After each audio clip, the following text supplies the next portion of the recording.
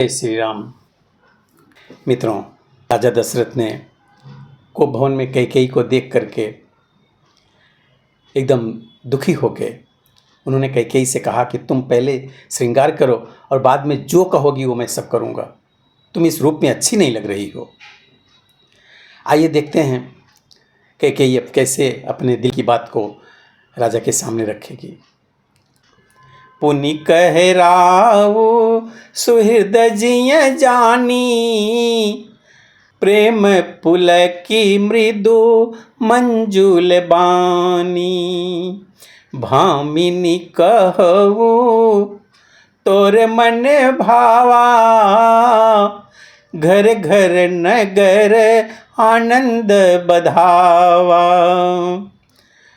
अपने जी में कैकेयी को सुहृद जानकर राजा दशरथ जी प्रेम से पुलकित होकर कोमल और सुंदर वाणी में फिर बोले कि हे भामिनी, तेरा मनचीता हो गया। नगर में घर घर आनंद के बधावे बज रहे हैं।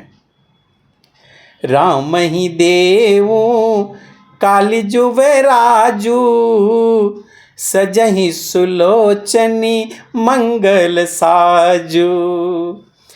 तलकी उठे सुनी हृदय कठोरू, जनु छुई गयऊ पाक बर तोरू। मैं कल ही राम को युवराज पद दे रहा हूँ, इसलिए हे सुनैनी तू मंगल साज सज। यह सुनते ही उसका कठोर हृदय दहल उठा, फटने लगा, मानो पका हुआ बाल तोड़ फोड़ा छू गया हो। ऐसी पीर बिहसिते ही गोई, चोर जान जिमि प्रगटिन रोई।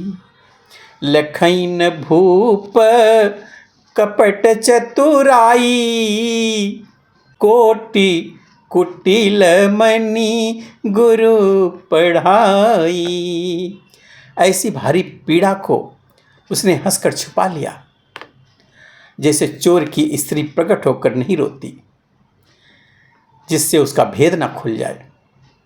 राजा उसकी कपट चतुराई को नहीं देख पा रहे हैं, क्योंकि वह करोड़ों कुटिलों की शिरोमणि गुरु मंत्रा की पढ़ाई हुई है। यद्यपि नीति निपुण नर नाहु, नारी चरित जल निधि अवगाहु। कपट स्नेहु बढ़ाई बहोरी, बोली बिहसी नयन मुँह मोरी। यद्यपि राजा नीति में निपुण हैं, परंतु क्रियाचरित तो अथाह समुद्र है। फिर वह कपट युक्त प्रेम बढ़ाकर, ऊपर से प्रेम दिखाकर, नेत्र और मुंह मोड़कर हंसती हुई बोली, मांगु मांगु पै कहु पिय, कबहुन देउन लेहु। देन कहु बरदान दुई, तेई पावत संदेहु। हे प्रियतम, कैकेयी कहती है हंस करके, हे प्रियतम, आप मांग मांग तो कहा करते हैं, पर देते लेते तो कभी कुछ है वो नहीं। आपने 2 वरदान देने को कहा था, उनके भी मिलने में मुझे संदेह है। जानेहु मर मुराऊ हंसी कही, तुम्हई कोहाब परम प्रिय अहई।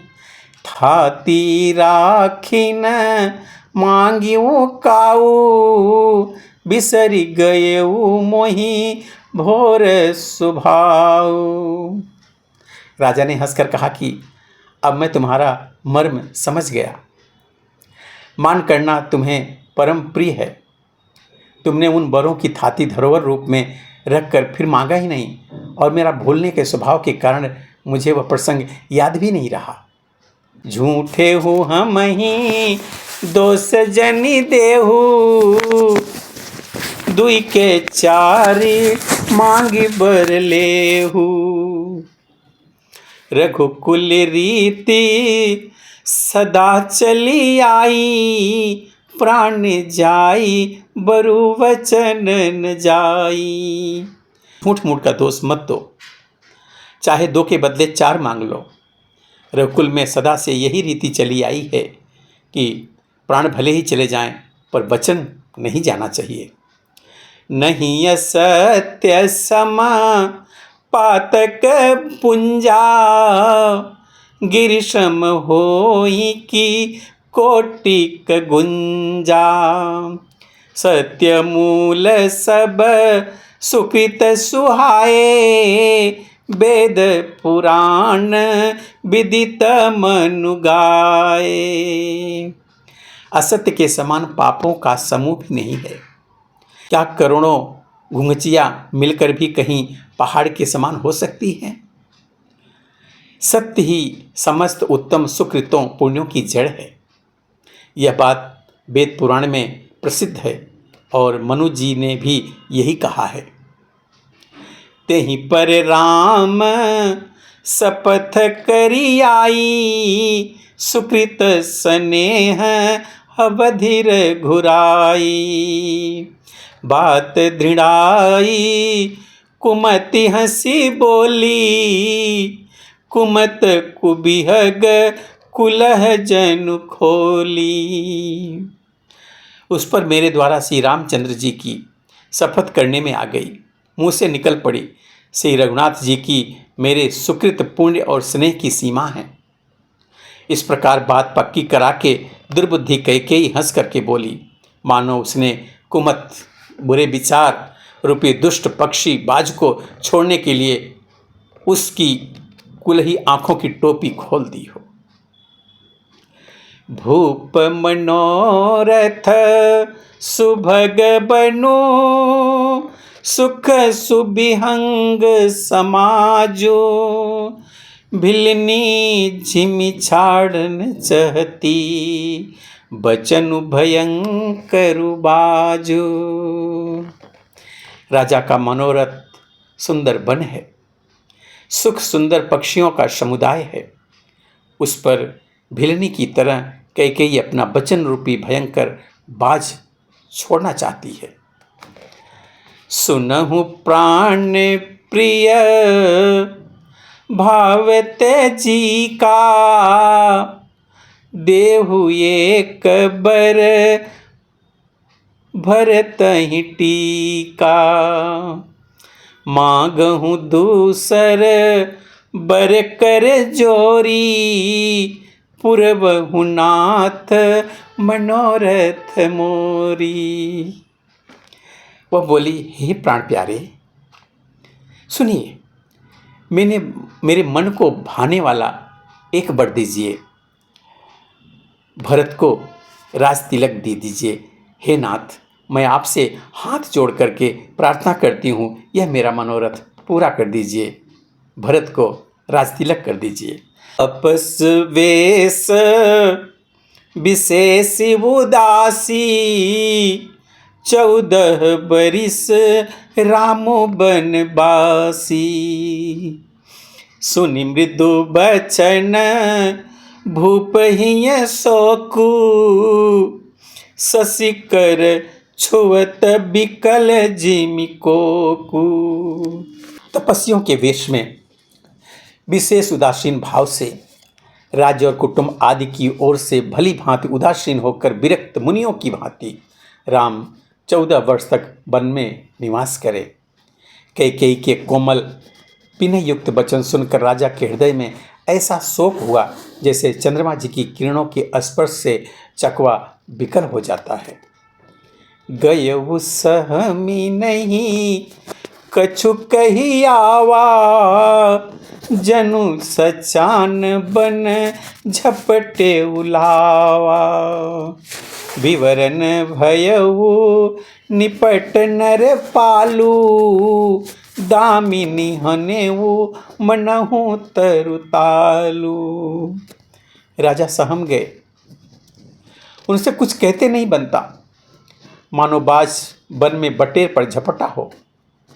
राजा का रंग बिल्कुल उड़ गया, मानो ताड़ के पेड़ को बिजली ने मारा हो। जैसे ताड़ के पेड़ पर बिजली गिरने से वह झुलस कर बदरंगा हो जाता है, वही हाल राजा का हुआ। माथे हाथ मुदी दो लोचन, तनु धरि सोचु लाग जनु सोचन। मोर मनोरथ सुरतरु फूला, फरत करीन जिमी हतेउ समूला। माथे पर हाथ रखकर दोनों नेत्र बंद करके राजा ऐसे सोच करने लगे मानो साक्षात सोच ही शरीर धारण कर सोच रहा हो। वह सोचते हैं, हाय मेरा मनोरथ रूपी कल्प वृक्ष फूल चुका था, परंतु फलते समय कैकेयी ने हाथनी की तरह उससे जड़ समेत उखाड़ करके नष्ट कर डाला। अवध उजारी किन्हीं कैकेयी, दीन्ही सी अचल विपत्ति कैनेयी। कैकेयी ने अयोध्या को उजाड़ कर रख दिया और विपत्ति की अचल नींव डाल दी। कवने अवसर काक भयहु, गयहु नारी विश्वास। जोग सिद्धि फल समय जिमी, जति विद्या नाश। किस अवसर पर क्या हो गया? स्त्री का विश्वास करके मैं वैसे ही मारा गया जैसे योग की सिद्धि रूपी फल मिलने के समय योगी को अविद्या नष्ट कर देती है। मित्रों, अब आगे की कथा हम अगले वीडियो में देखेंगे। तब तक के लिए जय श्री राम।